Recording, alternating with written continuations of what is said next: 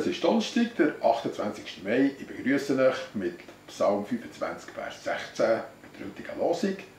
Wende dich zu mir und sei mir gnädig, denn ich bin einsam und elend.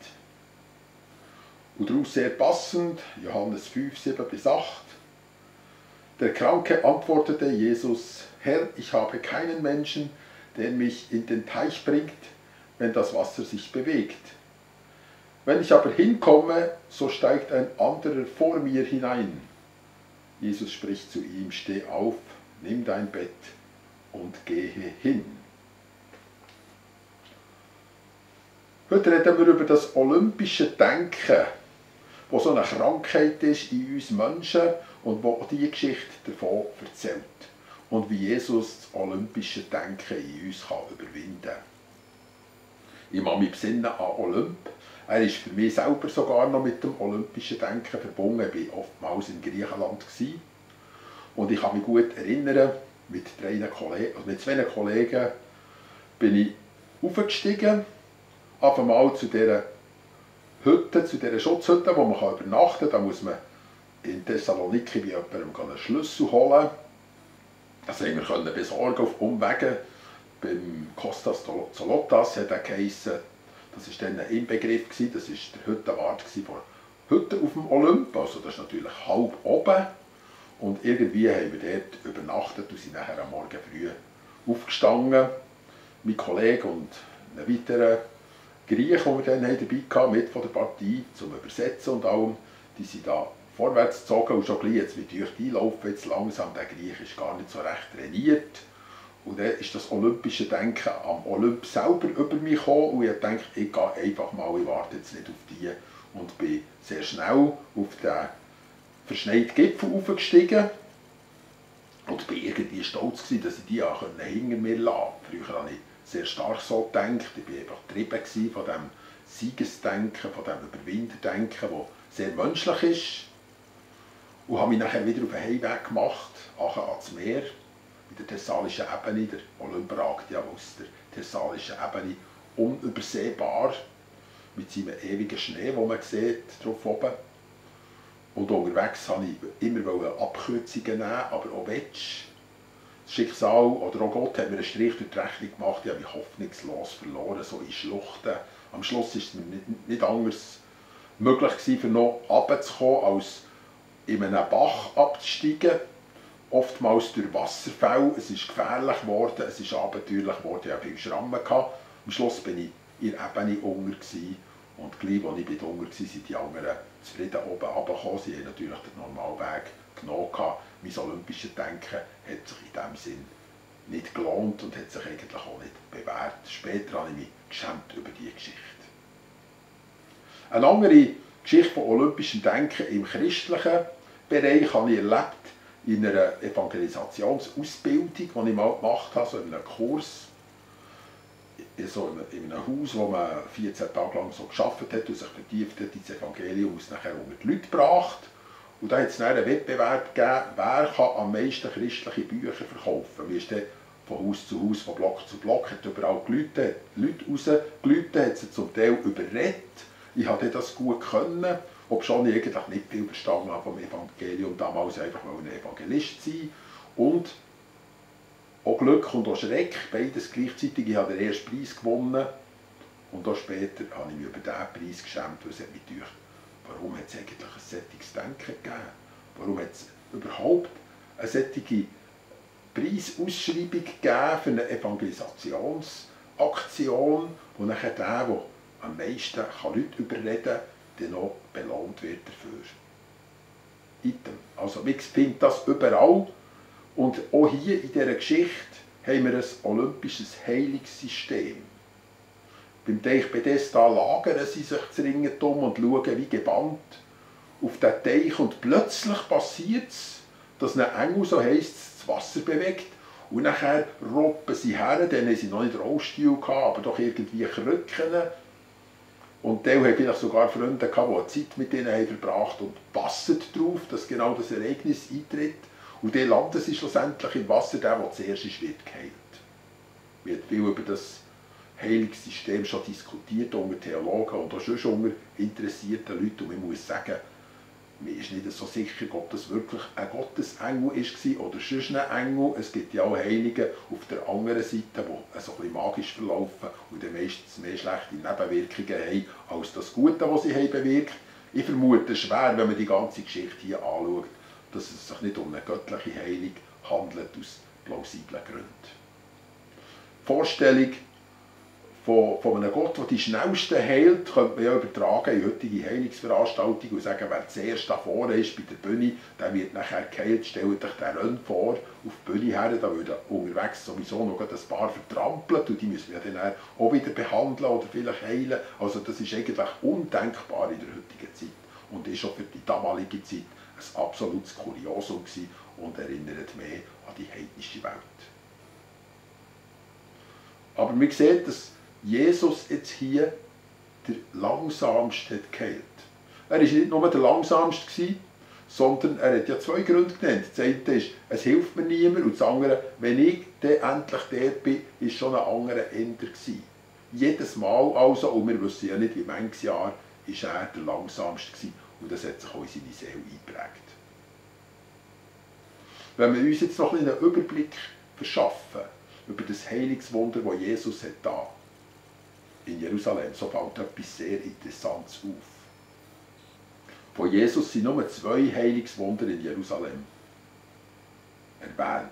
Ausser jetzt dem, wo der Petrus das Ohr hat abgeschlagen und Jesus ihn nachher im Garten Gethsemane der auch noch wiederhergestellt. Aber daneben in seinem eigentlichen Wirkungsdienst, wo er ja zwischen in Jerusalem war, sicher mehrmals pro Jahr, ist das sehr wenig. Einer am Teich Bethesda, den wir jetzt gerade ein bisschen beleuchten, ein Gelähmter, und der andere am Teich Siloa, ein Blinder. Es sind die einzigen 2, und gerade neulich bin ich in einer Diskussion mit jemandem ein bisschen verwickelt gewesen. Jesus hat immer alle Leute geheilt, aber in Jerusalem sieht es nicht ganz so aus. Das hat irgendwie spezielle Gründe, dass er da zurückhaltend war. Die Hauptarbeit hat er ja den Aposteln überlassen, die haben sehr viele Leute geheilt in Jerusalem. Warum nicht mehr? Und warum gerade die 2? Und jetzt kommen wir auf einen sehr interessanten Zusammenhang. Wenn man zurückgeht in die Geschichte von Jerusalem, von dann an, wo sie nicht mehr eine Jebusiterburg war, sieht man nämlich, dass gerade am Anfang der Eroberung eine kleine Szene hat stattgefunden, sehr merkwürdig. Der David steht unter der Mauer, oben nachher sind die Jebusiter, das ist eines der 7 Riesengeschlechter, die in Kanaan waren, also das waren Riesenbrocken und entsprechend auch die alten Grundfestungen von Jerusalem, das sind Steine, die Menschen so nicht bewegen können. Also das ist eindeutig etwas noch aus der Zeit von Jericho, aus der Zeit, wo eben die Mächtigen Kanaan haben beherrscht. Und die stehen oben sowieso auf dem hohen Podest und schauen runter auf den kleinen David. Und vielleicht haben sie die Geschichte von Goliath noch gar nicht gehört. Jedenfalls haben sie gesagt, sogar Blinde und Lahme können unsere Stadt beschützen. Die ist so gut befestigt, sogar Blinde und Lahme. Das ist ein Blitz, der David ins Herz getroffen hat. Diese Demütigung. Und er hat sich dann natürlich ins Hauptquartier zurückgezogen mit seinen führenden Militärleuten und hat mit ihnen das genau besprochen. Er hat gesagt, Blinde und Lahme können die Stadt verteidigen. Wow, was für eine Verteidigungsanlage müssen die haben. Irgendwie müssen wir anders dort reinkommen. Und tatsächlich haben sie dann den Weg gefunden über das Wassersystem und sind so tatsächlich hinter die Stadtmauer gekommen, innerhalb der Stadt, können das Tor auftun in der Nacht und nachher ist es natürlich schnell gegangen, die Blinden und die Lahmen. Und nicht einmal die voll ausgerüsteten Krieger haben die Stadt können beschützen vor einem solchen Angriff. Und trotzdem, der David ist rein, als ein beleidigter König, und etwas ist in seinem Herz zurückgeblieben. Es ist irgendwie das Stichwort die Blinden und Lahmen. Das hat ihn so gewurmt, das hat ihn so mögen, dass er eine Schwur hat gemacht und gesagt, Blinde und Lahme kommen mir nicht ins Haus. Weil wenn ein Blinder oder ein Lahme in mein Haus kommt, dann erinnert mich das ja an die Beleidigung dann zumal durch die Jebusiter. Das ist so ein bekanntes Wort geworden im Volk Israel, dass man es sogar hat nachgepapageiert. Ein Blinden und ein Lahmer kommt man nicht ins Haus. Das ist so eine Redewendung geworden. Natürlich äußerst deprimierend für einen Blinden und einen Lahmen, noch eine zusätzliche Degradierung für ihn. So dass man ja auch sieht, in der Geschichte von Blinden, wo Jesus geheilt hat, dass er ist von den anderen beschuldigt worden und die Blinden sind sehr, sehr schlecht behandelt worden in Jerusalem, immer noch. Und es ist wirklich David seine Achillesferse gewesen. Irgendwie die Behinderten, vornehmlich eben durch die zwei Gruppen, die wirklich nicht vom Fleck kommen, weil sie entweder nicht laufen können oder nicht sehen können, wo sie herstehen. Mit denen hat er nichts mehr zu tun haben. Sein Herz war beleidigt.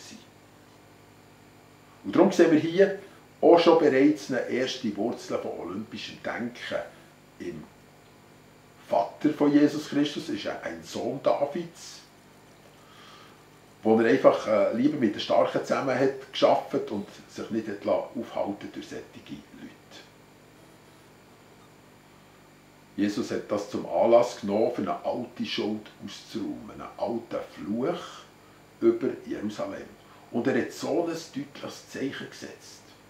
Mit diesen zwei Heiligen, das weiss man noch heute in Jerusalem, unter den messianischen Juden, das sind die mir das erzählt haben. Wir wissen das noch heute, dass das wie eine Last war auf dieser Stadt. Eigentlich haben Blinde und Lahme dort nicht viel zu suchen oder sicher nicht viel zu bestellen gehabt. Weil man ja ehrenhafte Nachkommen sein von David. Man hat sich ja immer mit dem Übervater David identifiziert, wollte denken wie er, hat einen Sohn Davids gewünscht wie er. Und Jesus erweist sich hier ja gerade nicht als Sohn Davids, sondern als einer, der eine alte Scharte auswetzen kann und denen hilft, die der David hat verflucht. Also hat er einen Blinden ausgewählt, am Teich Shiloach, und einen Lahmen am Teich Bethesda und gesagt, Blinde und Lahme kommen in mein Haus. Blinde und Lahme haben Raum in dieser Stadt für die die Letzten sind. Und es waren ja wirklich die Letzten in der Rangordnung in Jerusalem, seit dem David. Die sollen die Ersten werden. Für das olympische Denken zu überwinden, hilft uns hier die Geschichte von der Heilung, von dem gelähmten Bethesda. Weil Gott hat sich erwiesen als Gott von den Letzten. Und darum, wenn man noch mal ein bisschen zurückschaut auf den Anfang von unserer Betrachtung, dann muss man sagen, es kann ja nicht ein Engel Gottes sein, der am schnellsten den Vortritt gegeben hat. Sondern auch wie der Psalm heute sagt, ich bin einsam und elend. Ich meine, der war einsam und er war auch elend. Er hat niemanden gehabt und in seinem Elend ist er nicht vom Fleck gekommen. Gott ist ein Gott von den Letzten. Es gibt viele Beispiele, die das belegen. Zum Beispiel auch der sie durch das Dach runtergelassen haben. Der wäre ja auch zu spät gekommen. Den hat man müssen tragen, für den hat man sogar das Haus demolieren. Und Jesus hat an ihm ein grosses Wunder getan. Vielleicht hilft dabei auch ein Blick auf sich selber. Denn wer immer bemüht ist, Splitter aus den Augen von anderen rauszugrübeln und immer noch nicht gemerkt hat, dass ein Balken im eigenen ist, der tut gut daran, dass ihm Jesus etwas sagen kann über ihn selber. Und jeder, der sich selber kennt, kennt seine Sünden mehr als die von den anderen und muss naturgemäß sagen, ich bin einer der Letzten. Gott hat sich über mich erbarmt, ich hätte es absolut nicht verdient. Bei den anderen weiss ich es nicht so recht, aber bei mir weiss ich es genau. Und wer sich also als ein Letzter einstufen kann, hat sofort auch eine Sicht auf andere, wo man merkt, die haben ja keine Hilfe. Die sind auch irgendwo parkiert an einem Ort, wo sie nicht wegkommen, wo sie nicht vorwärts kommen. Und dann hat man eine gesunde Einschätzung von den Letzten, nämlich das sind die, die sich Gott an ihnen am meisten erbarmen kann. Und das sind die, wenn sich der Gott an ihnen erbarmt hat und gesagt hat, die Letzten sollen die Ersten sein, die sehr wertvolle Bausteine sind in Gottes Reich. Ich wünsche euch einen schönen Tag.